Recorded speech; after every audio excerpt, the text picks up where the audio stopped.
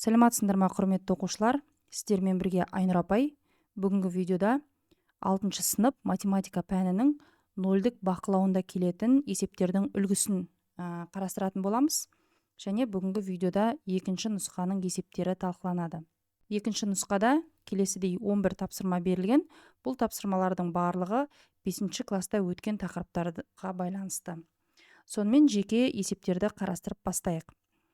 Бірінші тапсырма өрнектің мәнін тап дейді. Есептің берілген жазбалайық. Жақшаның ішінде 823 азайту с, жақша жабылған, қосу 121. Есепте белгісіз с-ның мәні берілген 754 деп. Бірақ оны осы жерде бірден қойып тастауға болмайды. Бірінші өрнекті ықшамдап аламыз.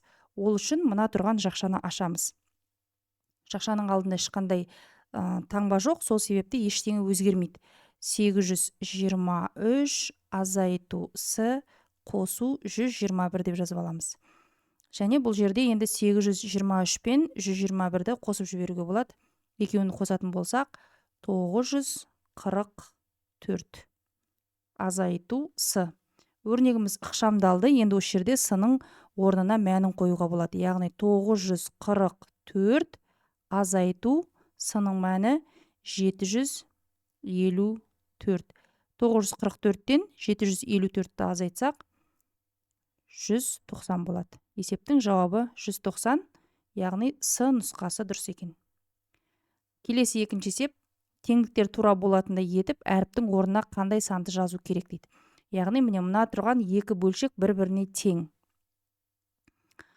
18-ден 10 деп бірінші бөлшекті жазып алайық. Мына жерде екінші бөлшектің алымындағы саны белгілі. Алымында 5 тұр. Ал бұл 5 қалай шықты? Мына 10-ды 2-ге бөлген кезде 5 шықты. Енді бөлшектің алымын 2-ге бөлсек, онда бөлімін 2-ге бөлеміз деген сөз. 18-ді 2-ге бөлсек 9. Яғни М әрпінің орнында 9 деген сан жазылу керек екен. С нұсқасы дұрыс. Келесі үшінші есеп. 4, 6 және жұлдызша. Жұлдызшаның орнына қандай цифрды қойғанда ол сан 2-ге, 5-ге, 10-ға қалдықсыз бөлінеді дейді. Енді осы жерде осы үш санның бөліну ережесін еске түсіреміз. Сан 2-ге бөліну үшін ол сан жұпсан болу керек. Яғни жұпсан дегеніміз 2, 4, 6, 8 және 0. 5-ге бөліну үшін сан міндетті түрде 5-ге және 0-ге аяқталу керек. Ал сан 10-ға қалдықсыз бөліну үшін міндетті түрде ол 0-мен аяқталу керек. Сонда қарап отырсақ, міне үшеуінде де бірдей сан ол 0 болып тұр. Олай болса, жұлдызшаның орнында бізде 0 болу керек. Санымыз 460 деген сан болу керек. 460 2-ге де бөлінеді, 5-ге де қалдықсыз бөлінеді және 10-ға да қалдықсыз бөлінеді. Яғни дұрыс жауабымыз Е нұсқасы екен. Келесі төртінші есеп, 24 саны 80-нің неше пайызы дейді. Яғни бұл жерде 80 санының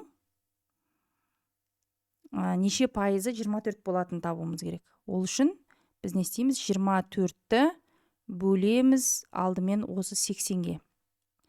24-ті 80-ге бөлсек 0,3 шығады. Енді осы шыққан санды 0,3-ті 100%-ға көбейтеміз. Нәтижесінде 30% шығады. Сонда 24 деген сан 80-нің 30% екен. Дұрыс жауап Д нұсқасы. Келесі 5-ші есеп. Ең үлкен ортақ бөлгішті табу керек. 26, 65 және 130 сандарының. Ең үлкен ортақ бөлгішті табу үшін біз осы сандарды жай сандардың көбейткішіне жіктейміз. Мына жерде бізде 26. Жай сандардың көбейткішіне жіктейік. 26 бірінші 2-ге бөлінеді.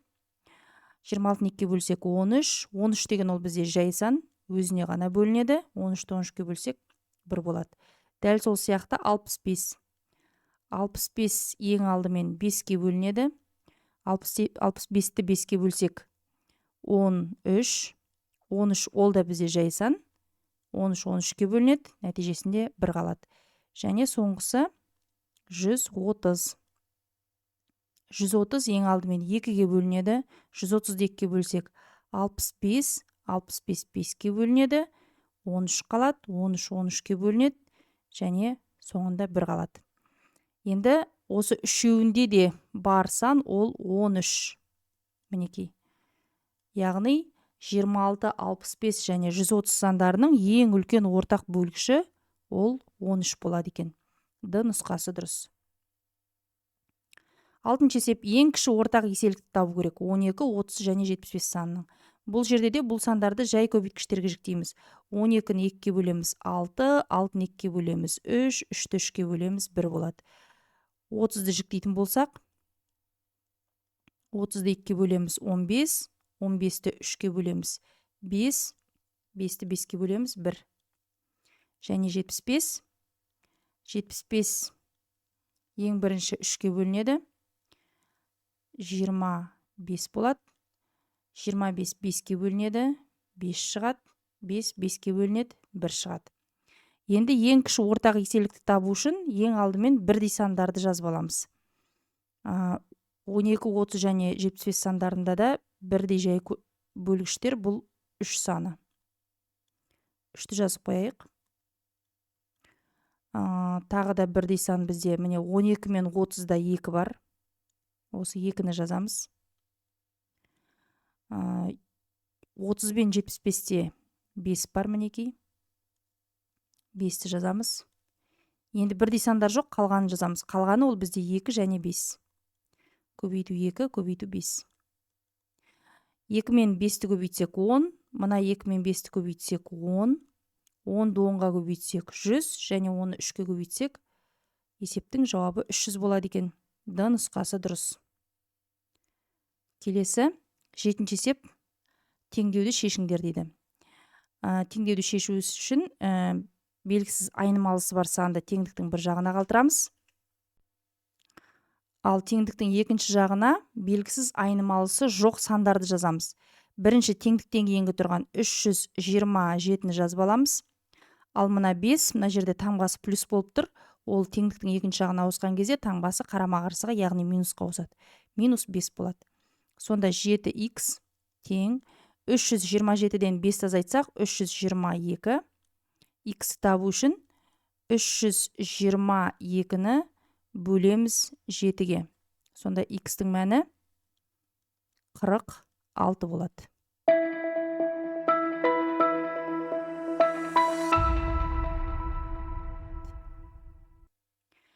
Келесі 8-ші есеп. Марат дәптер сатып алуға 130 теңге жұмсады. Бұл оның ақшасының 7-тен 5 бөлігі еді. Маратта барлығы қанша ақша болды дейді. Яғни бөлігі арқылы санды табу деген тақырып қой. Бөлігі арқылы санды табу үшін 130 теңгені бөлеміз жаңағы бөлікке, 7-ден 5-ке. Жай санды бөлшек санға бөлген кезде біз осы бірінші 130-ды жазып аламыз. Ал мына бөлуді көбейтуге айналдырамыз да, одан кейінгі тұрған бөлшекті кері санға айналдырамыз. Яғни 5-тен 7 деп жазамыз. 130 бен 5 екеуі де 5-ке бөлінеді. 5-ті 5-ке бөлсек 1 қалады. 130-ды 5-ке бөлсек 26 шығады. 26-ны көбейтеміз 7-ге. 6-ны 7-ге көбейтсек 42, 2-сін жазамыз 4 ойда болады. 2-ні 7-ге көбейтсек 14, ойдағы 4 пен 18. Сонда 182. Сонда Маратта барлығы 182 теңге болған екен. Жауабы 182 теңге деп жазамыз. Балалар, видео ұнап жатса және түсінікті болса, видеоға лайк басамыз, сұрақтарымыз болса комментарийге жазамыз, және каналға міндетті түрде тіркелеміз. Және осы видеоны достарыңа жіберуді ұмытпаңдар. Ал біз жалғастырайық. Келесі есеп, тік төртбұрыштың ауданы 17,94 метр квадрат дейді. Ені 2,3 метр екен. Тік төртбұрыштың ұзындығын тап дейді. Тік төртбұрыштың ауданының формуласын есімізге түсіретін болсақ, ол тіктөртбұрыштың ені мен ұзындығының көбейтіндісіне тең еді. Енді бізде осы жерде міне ауданы белгілі, ені белгілі, мына ұзындығын табу керек. Яғни не істейміз? Енін табу үшін біз 17,94 ауданды бөлеміз еніне 2,3-ке. Сол кезде бізде тіктөртбұрыштың ұзындығы шығады. 17,94-ті 2,3-ке бағандап бөлетін болсақ, 7,8 шығады екен. Есептің жауабы 7,8 метр. Тіктөртбұрыштың ұзындығы. Келесі амалдарды орындаңдар дейді. 3,1 азайту. Бұл жерде ең бірінші орындалатын амал ол мына бөлу. Аралас санды аралас санға бөлуіміз керек. Ол үшін мына аралас санды бұрыс бөлшекке айналдырып аламыз. 2,9-4 дегеніміз бөліміндегі 9-ы қалады. Алымын табу үшін 2-ні 9-ға көбейтеміз 18, 18-ге 4-ті қоссақ 22 бөлу. Келесі бөлшекте алымында 3 қалады. Бөлімінде 3 қалады. Алымын табу үшін 3-ті 3-ке көбейтемін 9, 9-ға 2-ні қоссақ 11 қалады. Енді біз осы тұрсында қысқарта алмаймыз, өйткені бөлшекпен бөлшек бөлінген кезде қысқартылмайды. Енді оны көбейту түріне жазып алуымыз керек. 3,1 азайту. Мына бірінші бөлшек 9-дан 22 деп жазылады. Бөлуді көбейтуге айналдырамыз. Одан кейінгі тұрған бөлшекті кері санға айналдырамыз, яғни 11-ден 3 болады. Енді қысқартатын болсақ, мына жерде 22 мен 11, екеуі де 11-ге қысқарады. Мұнда 1 қалады, мынада 2 қалады. 9 бен 3-ті де қысқартамыз. Екеуі де 3-ке бөлінеді, 3-тің орнында 1 қалады, 9-дың орнында 3 қалады. Сонда 3,1 азайту 3-тен 2 деген өрнек шықты. Яғни аралас саннан біз жай бөлшекті азайтуымыз керек болып тұр. Енді бұл жерде аралас санды бұрыс бөлшекке айналдырып алсақ болады. 3-тен 10 болады, азайту 3-тен 2. Бөлімдері бірдей, 3 деп қалтырамыз, ал алымдарын бір-бірінен азайтамыз. 10-нан 2-ні азайтсақ 8. Бұл бізде бұрыс бөлшек, оны аралас санға айналдырамыз. 8-дің ішінде 3 2 рет бар, яғни 2,3-тен 3 пен 2-ні көбейтсек 6, 8-ден 6-ны азайтсақ 2. 2,3-тен 2 болады екен. Және соңғы есебіміз, саяхатшылар бірінші күні барлық жолдың 36%-ын, екінші күні 39%-ын, үшінші күні қалған 180 километр жолды жүрді дейді. Олар әр күні неше километрден жол жүрді. Бізге белгілісі саяхатшылардың жүрген 3 күні. Соны жазып аламыз. Бірінші күн, екінші күн және үшінші күн.